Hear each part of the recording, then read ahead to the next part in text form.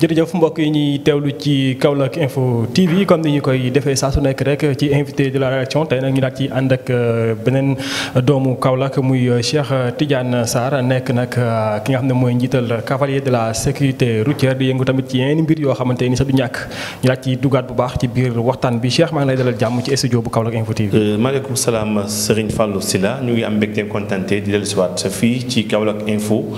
encore une fois ni ma koy waxee toujours dafa un site d'information boo xam ne qui fait la fierté des Kaolackois et des Kaolackoises.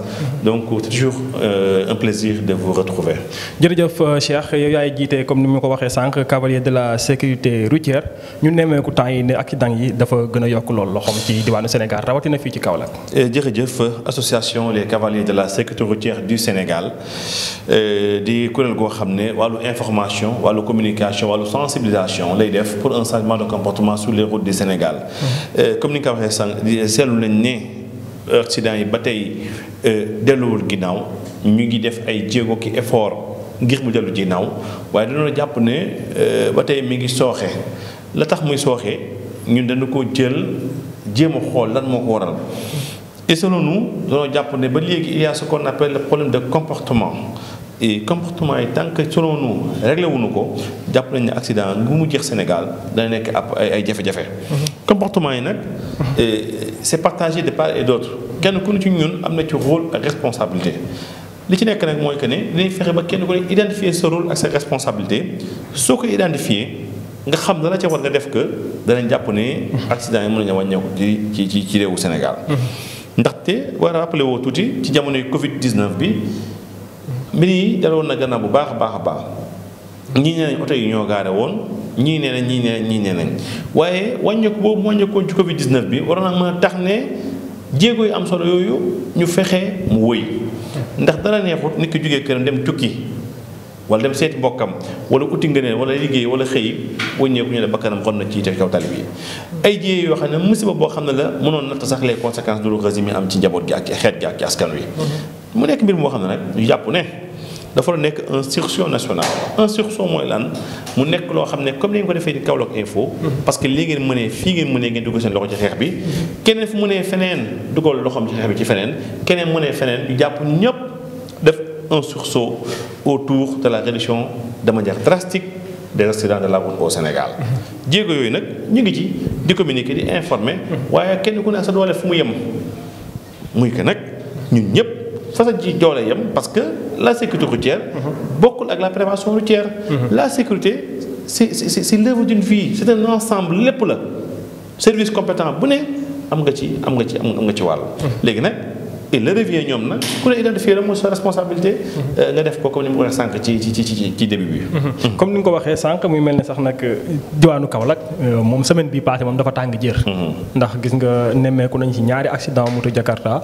ak tamit bërki démb rek benn malade mental boo xamante ni dañ ko mbëkk fële ca fa nga xamante ni moo di ci diwaanu Sing Sing. ñu mel ne zone centre bi dafa mel ne moom moo gën a nekk zone accidentogène. loolu moom ñëpp wax nañu ko. d'ailleurs sax boo gisee ñu concentré suñuy activité bi ci zone Saloum bi. accident yi dafa jéggi dayoo. mais Serigne Fallou kenn mënu comprendre accident en plein centre ville. kenn mënu comprendre loolu lan la. un bus mbëkk un Jakarta en plein centre ville responsabilité c'est partagé sur le plan Jakartaman par exemple fu ñu toll ñu ngi doubler gauche ñu ngi doubler droite xamuñu stop xamuñu passage interdit xamuñu passage sécurité xamuñ waaw ku xamul lu war a def jàngal ka bus bi xëy matin très tôt jógee ci barab bëgg a rallier Dakar en moins de 1 heure de temps léeg-léeg xale bu ndaw boo koy jël di ko dawal problème de irresponsabilité la un bus avec 70 personnes problème irresponsabilité la benn bi des mooy Kaolack est la seule ville bi nga xam ne c'est d'abord c'est une ville carrefour dafa warta mën a méngoo ak yi nga xam ne fréquentation bi jéggiwul dayoo bu njëkk ba dañoo jooy ne camion malien la jamono yi camion malien wàññeeku leen seen daw parce que frontière bi tëju na mais terewul ba tey accident yaa ngi am un chauffeur qui renverse un malade mental c'est un problème là ma yow amuloo xàmmee kii xelam na xari ak ki nga xam ne xelam méngoo na ak jamono waaye ñooyu yëpp ay mbir yoo xam ne la ku ci nekk war ngaa mën a delluwaat ñu tàggat la nga xàmmee tàggat googu nag rôle ñun ñëpp la nag muy ñun ñii ne ci association yi muy auto école yi muy ñi jaay Jakarta muy képp ki gravité autour de ce secteur am nga droit jàngalaate. beneen bi ci des ñu inciter encore nos collectivités territoriales ñu jàpp ne passage Koulouté dañ ko war a leeral mu leer ñu xam ne lii c'est un passage Koulouté ñu jàpp ne doo daan dañ ko war a peinture en rouge ñu xam ne lii doo daan la ñu jàpp ne feu de signalisation dafa war a dellu si waat encore ci dëkk bi mais autostop yi war na également ñu renforcer ko loolu yëpp pour ñu réussir ko doo jàpp ne seule l'éducation vers pour un changement de comportement moo nekk la solution. Jakartamaan yi nag ay di jàmbat la ñëpp gis nañu ko xale mooy xëy jàng école bi doxut mu xëy jënd vélo dem dawali. xale mooy dem menuiserie affaire bu yàkkamti na mu dem jël dem dawali. amul benn mesure d'accompagnement ñu ne na état du Sénégal. arrêté ñu importation bi ñu réglé li fi nekk parce que lii mi ngi liggéeyee. maanaam régulariser leen quoi. ñu arrêté importation bi. ñu collaborer ak les collectivités territoriales. ñu régulariser organiser leen. waa sëñ bi lu ñu mënta organiser amul ci àdduna yàlla bindu lu ñu mënta organiser. bëgg-bëgg lay nekk volonté politique lay nekk affiché clairement affiché mais également dialogue inclusif lay nekk. parce que ñi ñuy organiser seen njëriñ la ñoom. parce que lu am ci musiba ñu ne Jakartamaan nii. xàmmeetuñ kii et kii fait quoi et qui doit faire ça. moo tax loolu nag rôle collectivités territoriales yi la muy les mairies. ñoom ñoo am rôle accompagner les politiques accompagner les associations yi mel nii yu ak yeneen yi mel nii ne kaay lañ toog ñu waxtaan ñu def li ne un surson local. le surson local c'est quoi mooy que ne li fi nekk ci arrêt li fi nekk ci kii nañ toog du waxtaan ñu identifier leen. loolu sax njëriñ la ci gafa mairie bi parce que dana ko indi koppar boo xam ne mu toll. beneen bi ci des mooy Kaolack est la seule ville où il n'y a pas de fourrière municipale. police du garage. police contrôle pare na ci il y a lieu de faire de procéder à une fourrière mu dem déposer ko ca fourrière ba moo tax c'est dans ce plateau que nous appelons le maire Serigne Mboup un technicien de l'automobile parce que liggéey na ci xam na que ñu ériger rapidement dans les plus brefs délais à Kaolack une fourrière municipale.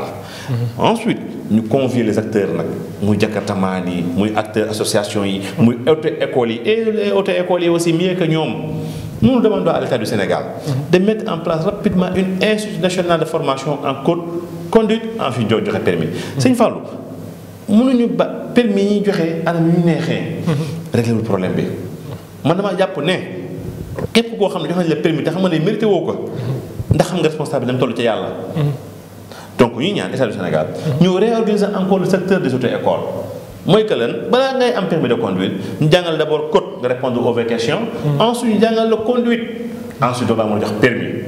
mais ay permis à point nangam yooyu yëpp slogan yoo xam ne la dafay nekk rek il la goutte d'eau qui fera encore déborder la vase. ñu jàpp ne réorganiser les auto-écoles. forcer nit ñi ñu jàng code. jàngale leen conduite doo ko dem ci permis et mieux que ça nous les cavaliers nous demandons à l'État du Sénégal. ne que il faut que mu dugal. la formation, l'éducation du code de la route dans les écoles de l'élémentaire et des moyens secondaires au moins bu ko defee ñu récupérer xale yi nga xam ñoo war a jug ëllëg nekk ëllëg réew mi. parce que affaire boo seetloo la gestion de ce dossier dafa am na yu niroo li mu niroo mooy que lan ba léegi y a pas une maîtrise véritablement du secteur de la sécurité routière. donc jàpp ne ña ko yor dañ koo desee maîtriser. moo tax ñun ñuy ñaan état bi nekk mu dugalal ñu jàngale code de la route école élémentaire yi. moyens secondaires yi ak secondaires yi waaye ñu nekk organiser ñu auto école ñu xam kan la mais ñu ne ko également arrêté ñu importation fi Jakarta ñu xool ba xam li fi nekk ni ñu koy quantifier organiser ko. mais ñu ne ko également fii ci commune Kaolack et IA bi IF bi école yi nga xam ne ñu ngi ci buntu tali bi. ñu fexe am nañ ci ay xalaat si mooy lan ut ay volontaires de la sécurité routière. teg leen fa ñu dimbale xale yi aux heures de pointe. mais dafa nakari. chaque année nga dégg élève bu dem jàngi école oto mbëkk na ko wala Jakarta mbëkk na ko dee na. musiba la nañ fexe nag ñu góorgóorlu ñun ñëpp. concourir à ça pour que yii nii ay mbir yoo xam ne ñu fàllu laajul xaalis volonté rek la laaj. bëgg nga ko bëgg naa ko et ñu impliqué également les services compétents ñu taxawal ko. ndax wax nga ko sànq si biir sax bokkoon na ci samay question muy mel ne léegi permis yi ni ñu koy joxee ci Sénégal muy mel ne ku jug rek am permis facilement est-ce que loolu tamit bokkul ci li nga xamante ne ni moom mooy tax accident yi di gën a bëri. moo tax ñun cavalier ñu ne état du Sénégal. nañu créer une institut national. lu ñu mën a organiser amul wax naa ko sànq ci départ bi. xam nga ne ENA doo fa dem te amoo les conditions requises. doo fa dem. surtout palais bi doo fa dugg te amoo audience. waaw léegi nag kon bakkan avant que l'on parle d'émergence mais l'émergence passerait inévitablement à sauver des vies d'abord. émergence bu ñëwee fekk nit ñi dee est-ce que am na njëriñ. 541 morts en une année. 200 milliards d'argent perdu en une année. un pays aussi pauvre comme le Sénégal. moo tax ñu ne état bi kat jot na nag sa bët yi nga jël ko nag xool ko ci lii mooy problème bi.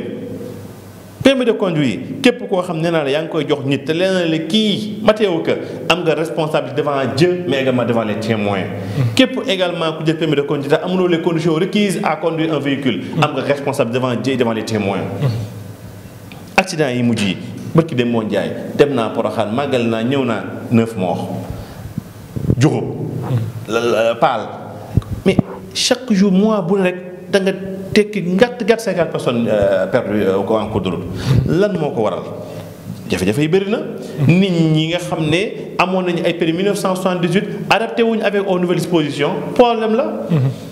ñu chauffeur bu comprendre lii tableau de signalisation yi daf muy ñeen ñu bëree bëri dama dem keroog benn quartier ci kaw la du ma ko tudd waxtaan ak benn forum de sensibilisation man ak suñu nattaango bi. femme bi ne ma li may gis ma yaakaar ne ay dessin la. c'est très dangereux te day dawal oto. nee na moom tableau yi mu gis dafa yaakaar lii ay dessin la ci kaw tali bi maam day décorer tali bi. te mu yor oto. tali kenn du ko décorer. lépp loo fa gis day wax. parce que tali amul gémmiñ. mu ne ma passe pour peinture bu weex beeg rouge beeg tableau yi mu gis mu damm ne nee ay dessin la. yoo xam ne pour décorer tali la. waaw yooyu nag kon gàcce la musiba la.